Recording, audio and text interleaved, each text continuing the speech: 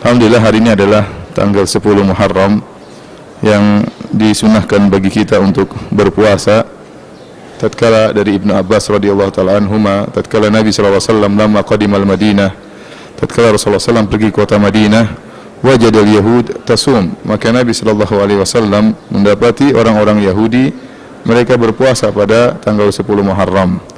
Maka Rasulullah SAW bertanya kepada mereka, kenapa mereka berpuasa pada hari tersebut? Maka mereka berkata, hadza yaumun salih, hari ini adalah hari yang baik. Kenapa? Hadza yaumun najjallahu Musa wa qaumahu, bahwasanya Allah Subhanahu wa taala pada hari ini menyelamatkan Musa dan kaumnya dari pengejaran Firaun dan bala tentaranya. Fasamahu Musa syukran lillah, maka Nabi Musa alaihissalam kemudian berpuasa pada hari tersebut sebagai bentuk syukur kepada Allah Subhanahu wa taala. Maka Nabi SAW berkata, nahnu aula bi Musa minkum, kami lebih utama untuk mengikuti Nabi Musa daripada kalian. Maka Nabi SAW berpuasa dan menyuruh para sahabat untuk berpuasa pada hari tersebut, yaitu 10 Muharram. Dan Nabi SAW tidak pernah begitu perhatian terhadap puasa-puasa sunnah sebagaimana perhatian beliau terhadap puasa 10 Muharram. Bahkan dahulu sebagian ulama berpendapat bahwasanya puasa Muharram dahulu hukumnya wajib, kemudian mansukh dengan adanya puasa bulan Ramadan.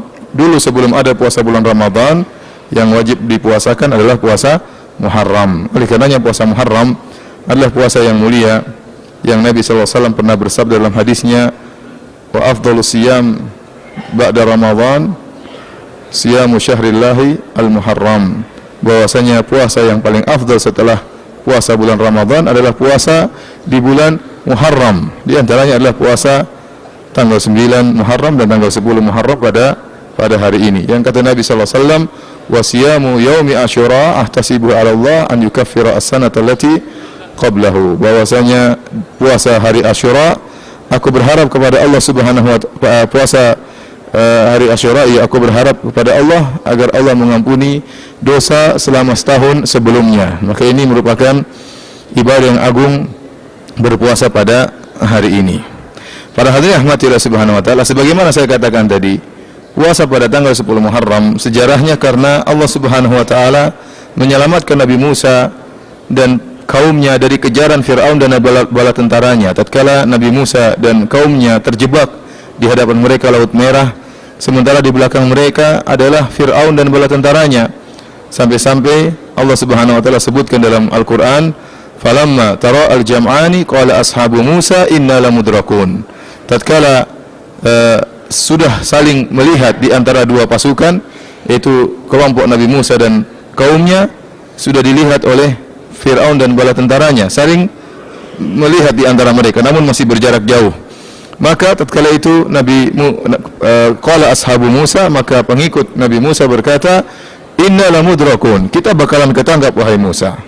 Mau kemana? Di depan kita Laut Merah, sementara di belakang kita ada Firaun dan bala tentaranya. Maka Nabi Musa dengan fiqahnya, dengan percayanya kepada Allah mengatakan, kalla inna ma'iya rabbi sayahdin, sekali-sekali tidak, bahwasanya bersamaku ada Allah Subhanahu wa taala dan dia akan memberi pertolongan, beri petunjuk kepada kita. Dan benar akhirnya Allah Subhanahu wa taala memerintahkan Nabi Musa alaihissalam untuk memukulkan tongkatnya ke lautan, fanfalaqa fakana kullu firqin kataudil azim. Maka Nabi Musa memukulkan tongkatnya, maka lautan kemudian terbuka, ya, air yang harusnya larinya ke depan mengalir ke arah atas. Dan disebutkan oleh para ulama seperti Al-Hafidz Ibnu Katsir rahimahullah, bahwasanya lautan tersebut terbuka menjadi 12 jalan, 12 lorong. Kenapa? Karena kaum Nabi Musa ada 12 suku, ada 12 asbab, maka terbukalah 12 lorong, kemudian masing-masing suku melewati lorong-lorong tersebut. Dan di antara keajaiban yang diberikan oleh Allah Subhanahu wa taala, tatkala dibukakan lautan tersebut, Allah Subhanahu wa taala mengatakan, fadrib lahum tariqan fil bahri yabasa la takhafu darakan wa la takhsha. Ya, kata Allah Subhanahu wa taala, pukulkanlah tongkatmu ke lautan, maka Allah langsung menjadikan tanah-tanah di lautan tersebut menjadi kering. Allah langsung perintahkan tanah tersebut menjadi kering, angin meniup tanah tersebut menjadi kering, sehingga mudah untuk dipijak oleh Musa dan kaumnya. Tidak seperti tanah di sekitar pantai, kalau kita pijak kaki kita masuk, ya. Enggak, tatkala Allah membuka lautan, kata Allah yabasan, Allah menjadikan kering sehingga mudah, karena yang bersama Nabi Musa banyak, ada anak-anak, ada orang tua, ada orang sakit. Seandainya kalau tanahnya tersebut seperti pantai, mereka akan mudah disusul oleh Fir'aun dan bala tentaranya. Maka Allah jadikan tanah tersebut kering sehingga mereka mudah untuk melampaui perjalanan tersebut, dan Allah mengatakan la takhafu darakan wa la takhsha, jangan khawatir, kau tidak akan tersusul dan kau tidak akan tenggelam. Maka terbukalah 12 lorong tersebut, masing-masing lorong dibatasi oleh air yang mengalir ke atas, kata Allah, ka taudil azim, seperti gunung yang tinggi. Sementara lorong-lorong tersebut tanahnya, airnya ada bolongannya, sehingga masing-masing suku bisa melihat ke suku yang lainnya. Dan ini diantara keajaiban yang Allah berikan kepada kaum Nabi Musa, ya. Maka mereka bisa saling melihat di antara mereka, sehingga mereka tidak khawatir kita selamat, saudara-saudara kita di suku yang lain pun selamat. Maka berjalanlah mereka, sampailah mereka di ujung laut Merah, di tepi yang lain. Tatkala mereka seluruhnya sudah keluar di tepi yang lain, maka datanglah Fir'aun dan bala tentaranya baru sampai di tepi yang awal. Maka tatkala itu Nabi Musa alaihissalam ingin segera menyelamatkan diri mereka dan ingin kembali memukulkan tongkatnya agar air laut tertutup kembali. Maka Allah tegur, kata Allah Subhanahu wa taala, "Watrukil bahra rahwan innahum jundun mughraqun." Kata Allah, biarkanlah lautan, jangan dipukul tongkatmu. Biar lautan terbuka, mereka akan tenggelam. Seandainya kalau Nabi Musa memukulkan tongkatnya, maka lautan akan tertutup kembali. Ya, orang Nabi Fir'aun dan bala tentaranya tidak akan tidak akan tenggelam. Tetapi Allah mengatakan biarkan lautan terbuka, mereka akan ditenggelamkan. Maka lautan tetap terbuka. Tatkala itu, maka Fir'aun dan bala tentaranya mau masuk dan ragu-ragu. Akhirnya fatajallada Fir'aun, kata Ibnu Katsir rahimahullah, maka Fir'aun pun sok sabar, ya, karena dia menganggap dirinya sebagai Tuhan dan dia adalah pemimpin, ya, maka dia pun jalan duluan. Fa'aradahumun nar, maka dia pun jalan keduluan menuju lautan. Setelah sampai di tengah lautan, maka dia mengatakan, lautan terbuka untuk Musa dan kaumnya, apalagi buat saya. Karena dia menganggap dirinya Tuhan. Maka akhirnya anak buahnya pun percaya dengan omongan Fir'aun. Mereka pun segera berbondong-bondong ikut masuk dalam lautan tersebut. Tatkala semuanya sudah masuk dalam lautan tersebut, maka Allah merintahkan Nabi Musa untuk memukulkan tongkatnya, maka tertutup kembali lautan dan mereka pun akhirnya tenggelam semuanya. Dan Allah menyelamatkan jasad Fir'aun untuk membuktikan bahwasanya Fir'aun telah tewas, ya. Al-yawma nunajjika bi badanika litakuna liman khalfaka ayah wa inna katsiran minan nasi an ayatina laghafilun.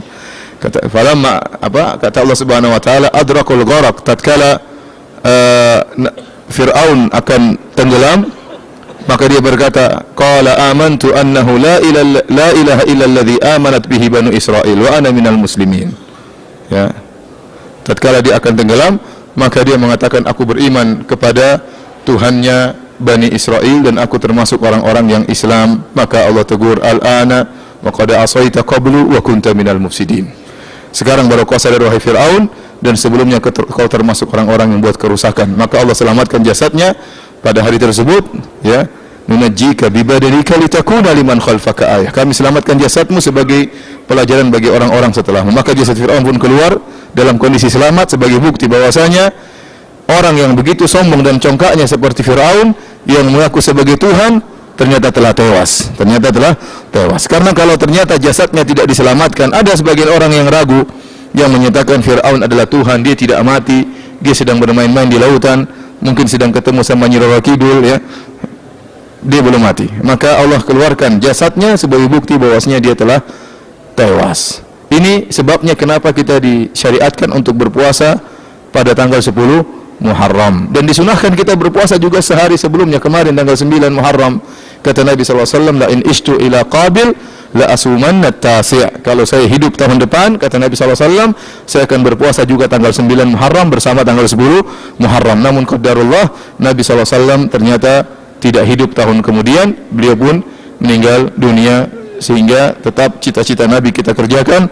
Maka kita berpuasa pada tanggal 9 dan 10, kalau tidak bisa tanggal 9, yang penting tanggal 10-nya.